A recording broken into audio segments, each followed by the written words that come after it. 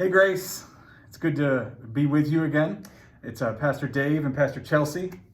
I haven't done a video in a minute, so we wanted to check back in with you, see how you guys are doing, talk about kind of the re-emergence. I guess it's still around, Yeah. but ramping up maybe is maybe a better way to put it, of COVID and how Grace is doing and how we're handling it and how you guys are handling it. So, Chelsea, how you doing? How am I doing? Yeah. Honestly, friends, I am annoyed. Mm-hmm. I thought that we would be past this point by now. I thought that we would be past this like constant navigating of, are events going to be in person? Are they going to be online? It's really hard to plan ahead when we don't know, and it's really hard to it's hard to keep momentum going when we continue to shift back and forth. But Yeah.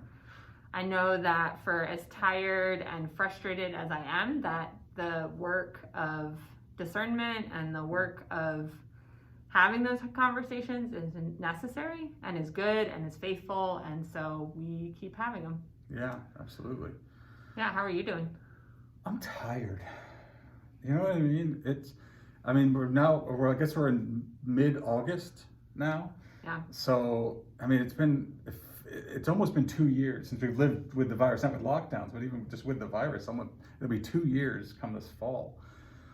And I'm tired of it. We had that, I'm totally with you. We had that moment where it was like, oh, we're coming out. Mm-hmm. And things are getting better. And we had that taste of normal.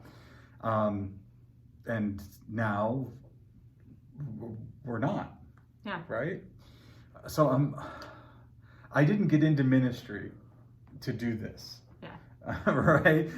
They did not teach us how to deal with a pandemic in seminary. No, even as somebody like going through seminary at the end of the pandemic, right? Like, I mean, it was in some of our conversations, but it's hard. And, and I just wonder, I know that you and I have talked a lot about vaccination. Yep. And why we chose to get vaccinated. Mm-hmm. And so wonder, what was it for you? Why did you choose to get vaccinated? Sure. I'll be honest. At first, I had my reservations about it because it felt like it was really rushed. I mean, a vaccination has never come out this quickly, like ever. And it felt, at first, really like almost a platitude for the masses. Just kind of give them something so we can move on. So I was hesitant at first, if I'm honest.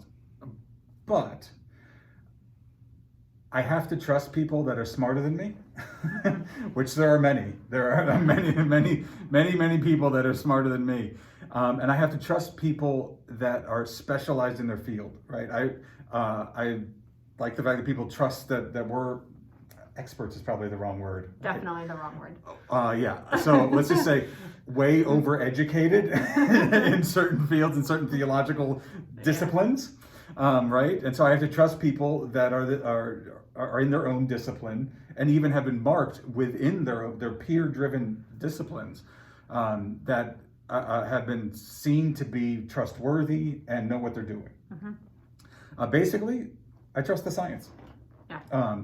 I came around. I started listening to experts. I started listening to people that not that I just thought they knew what were talking about, but had the credential and the backing of their peers so that they could be a spokesperson for it. And they said it was trustworthy.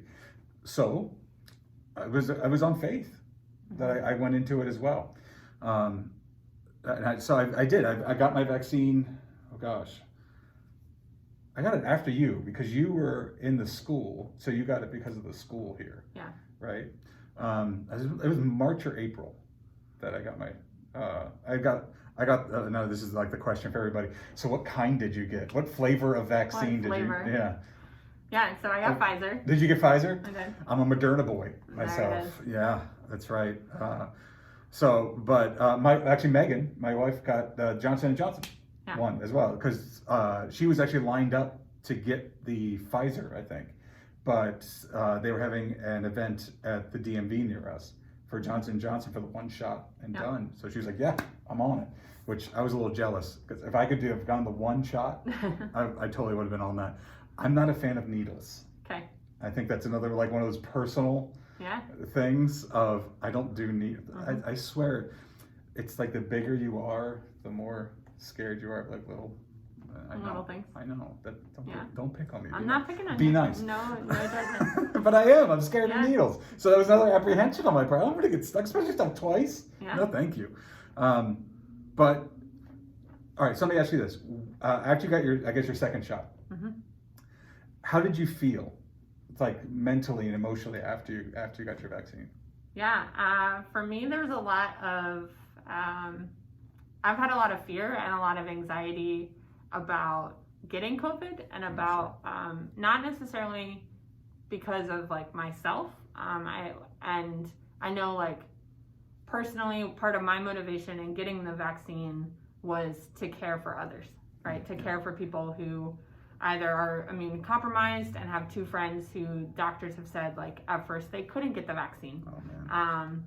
And so I got it for them, and I got it to like be able to see my Nana, and I got it like to be able to continue to care for others has been a big piece for me. And so I held like a lot of fear though, and a lot of anxiety through especially last winter, and then really through the summer as well, in just how much we were and I was interacting with folks through food distribution. Oh, sure.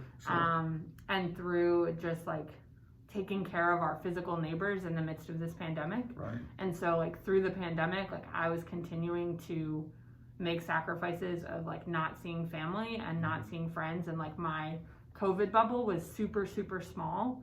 Like really was Edwin and Jerry and like like for real, like I was I was not even seeing my family because my family had to go to work and I had to come to work. And I wanted to like do everything I could to be caring for my neighbors. And so in order to care for my neighbors, I made some sacrifices as far as who I could see.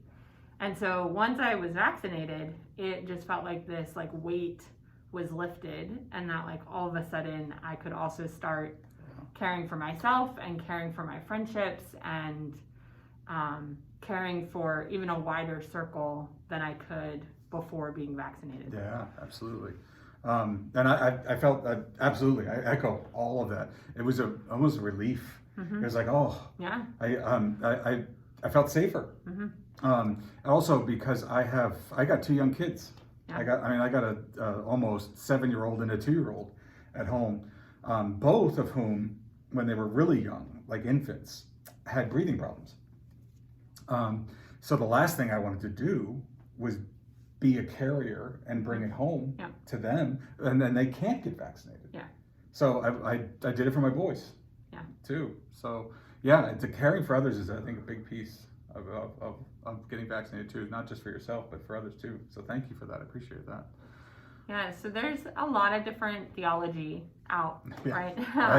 About a million different things, but like specifically around COVID and specifically around the vaccines, we are hearing a lot of different theology. Yeah. And so I just wonder, like, what are some of the theological pieces that you are holding on to in the midst of this pandemic and as we think about vaccinations? Yeah. One of the theologies that I hold close to my chest, that's most important to me, is the presence of God. Right? I think that's one of those theological lines through the Bible that is just throughout, and it's a big story, and that's one of the closest things to me, is that God is always present, and God is always with you through all kinds of things. I mean, at the beginning of the pandemic, we were freaking out. I mean, we couldn't go to the grocery store. You couldn't, we couldn't get milk for our boys because they were just out. So, I mean, through that to the how do we do our work day, and what are we going to do with our sons during the day? Or Megan worked, and then we traded, and so she took the boys and I worked. And for me, theologically, it was God in the midst of the chaos. that filled our lives. It was God breaking through in small portions and small blessings, reminding us that God had never left us, and that there was, even though it was really hard to see some days, that there was a way forward, and that God was going to pull us through. I mean, geez, even the church I served before this, I did 3 COVID funerals for folks who passed away, and sitting with those families during that too was hard. But God was in the midst of it too. Yeah. So for me, that was also one of the reasons that I praised God when we got the opportunity to be vaccinated, and the vaccinations became a real viable way out of this. Yep. That to me, it screamed that God was working, and that it's one of those. God works through people, as most clearly. So when God blessed us through the scientists and the quickness of this, and how safe it was, right? It was a blessing for me. So that theology of God's presence not only goes through being with us through the whole, through it and even where we are now, but even to the ability to get vaccinated. That God is behind it, I think. What about you? What kind of theology do you see at work through all this? Yeah, we definitely hold the theology of presence. I share that. And I share that as one of my foundations. And that presence of God, that we are also called to share that presence. Yeah. And that we are called to celebrate that presence and to be, what's the right word? To be like carriers of that presence, sure. Right? Yeah, absolutely. And so for me, it's a continuing to share why I've done what I've done through the pandemic, and sometimes that's led to really hard conversations as I've had to make choices that others didn't understand, and that if others were making them, they wouldn't have made them, right? We had some hard conversations around our family, even of just a variety of anxiety and variety of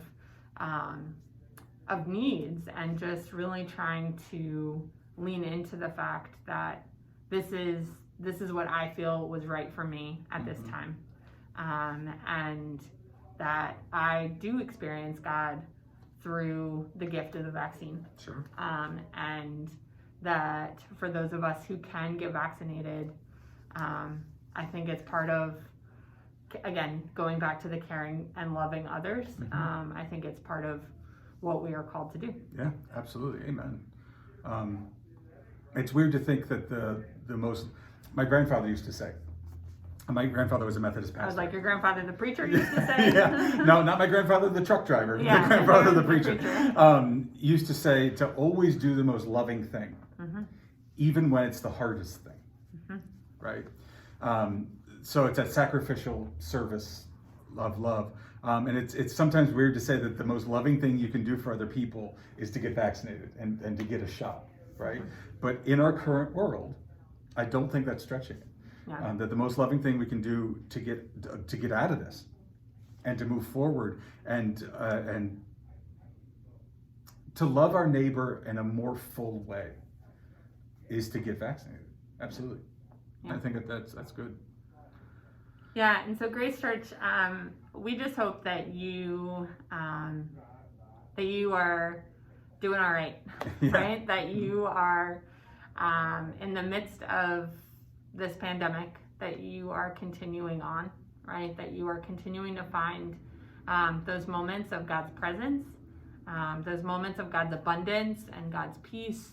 And we just wanted you to know that we are continually praying for you. Yep. And if you have not gotten vaccinated and you are really wrestling with it, we wanted you to know that we are here, Mm-hmm. that we are happy to sit with you, that we are happy to talk through more of the pros and cons, that if getting help finding a vaccine is something you need, that we will help you find a vaccine. Yep. That we'll go with you to Oh, a vaccine appointment. Yep, absolutely. We'll go get Slurpees afterwards, Oh, man. right? We just to get Slurpees anyway. Can we go get Slurpees? We're gonna go get Slurpees. Yeah, we are. Yep. But that we'll get Slurpees with you. That we'll Yes. bring a fun Band-Aid. That we will Anything you need. we will champion beside you. Yep. We know that this journey has been hard. Yeah. We know that not just in the grief of those who have died, but in the grief of all that's been lost in the last year and a half, that it's been a lot. Yeah. And so We're happy to sit with you in that too. in that, right? Absolutely. If you need somebody to talk to, we're here for that too. Yeah. Absolutely. And so it's a gift. It's a gift to be your pastors. It is. And just know that you are loved and that we are doing all that we can to care well for you and with you. And so if there are ways that we can show up with you, just let us know. Mm-hmm. Absolutely. All right. Be well, Grace. And we will, we'll see you on Sunday. We'll see you around. Hope to hear from you. Yeah. Talk to you soon.